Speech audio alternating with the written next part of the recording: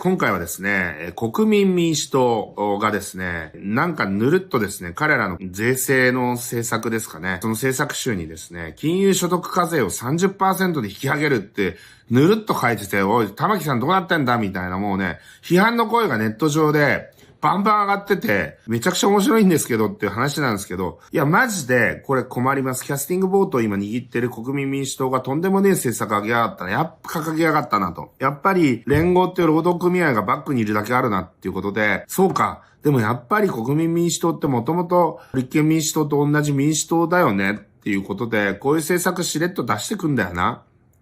働き方改革じゃねえや、173万円の壁とかですね、103万円の壁とかですね、いろいろ言ってる、このね、現役世代応援しようなんてね、言ってたんですけど、本当これ年収の低いサラリーマンだけを応援しようとしてるじゃねえかよと。とんでもねえなと。まずですね、これ、シンガポールとか、ドバイとかって、これタダなんですよ。めちゃくちゃ富裕層を流出してるんですよ。ドンキの安田さんなんて、シンガポールにね、家族ごと移住して、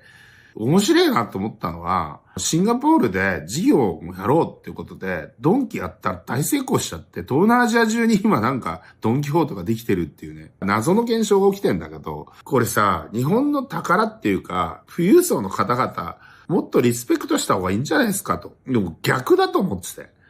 さすがにね、日本も1億2000万人が住む国なんで、シンガポールとかドバイとはやっぱ違うじゃないですか。だから、ゼロにしろとは言いません。だけどね、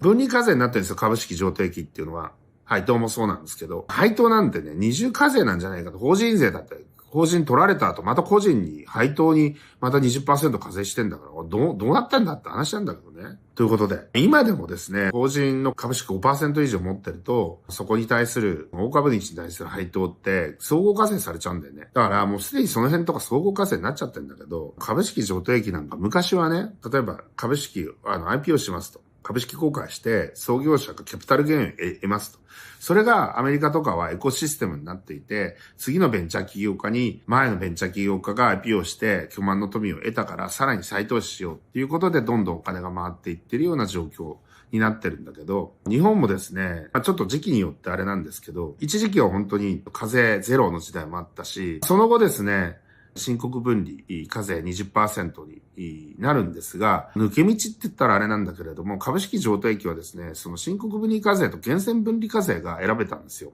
2003年までかな、1.05% で済んでたんですね。もう実質ゼロみたいなもんなんですけど、株式を一回一回取引するたんびに 1.05% を選ぶか、年間を通して損益通算して 20% を選ぶか、どっちかなったんですよ。だから、キャピタルゲインを得た人っていうのは 1.05% を選ぶに決まってるじゃないですか。まとめて売るからね。1回あたり。1.05% で済みますから、1億円分の株を売却してもですね、105万円しかかかんないわけですから、めちゃくちゃお得じゃないですか。そっちを選んでたんですけど、それが選べなくなったんですよ。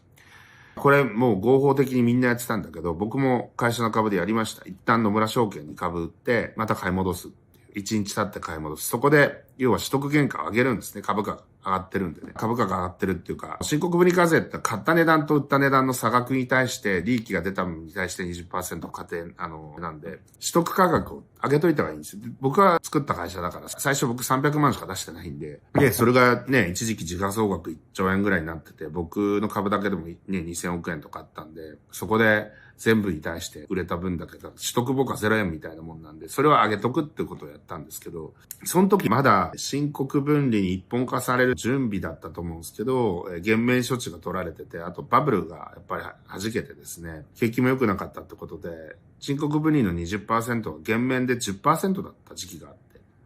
で、それがもう今 20% に統一されてるんですけれども、はっきり言って、創業して新しい事業、リスクをめちゃくちゃ取って始めた人たちが、キャピタルゲインがないと、やっぱ働くモチベーションって上がんないじゃないですか。で、これはもう本当ストックオプションとか、本当に創業時のメンバーの人たちに株を配るとかですね、そういうのもやっぱ同じなんですよね。だから、皆さんのモチベーション。だってこれ、ストックオプションも税制的確ストックオプションとか、いろんな制度ができて、逆に、ストックオプションでも有利な税制が、総合課税じゃない税制が選べるようにしましょうねっていう改革が行われてたりとか、ベンチャー企業を売却して、キャピタルゲインを得たやつをまたさらにスタートアップに投資したら、無税にしますとかね。そういうスタートアップを応援するような政策がどんどん自民党から出てきて、政府与党から出てきたにもかかわらず国民民主党は、そんなことやってんの？時代に逆行することやりやがってって、いや、俺ね、ほんとね、なんでそんなヒステリックに反応するのっていうふうに思うかもしれないけど、これ一時が万事で、国民民主党はこういうことやる政党なんだとしれっと。っていうのを、玉木雄一郎さんに言わなきゃダメだ、これは。騙されるな。俺もうだから本当に、やべえな、ジャパンって思ってます。ということで、今日はこの辺で終わりたいと思います。いってらっしゃい。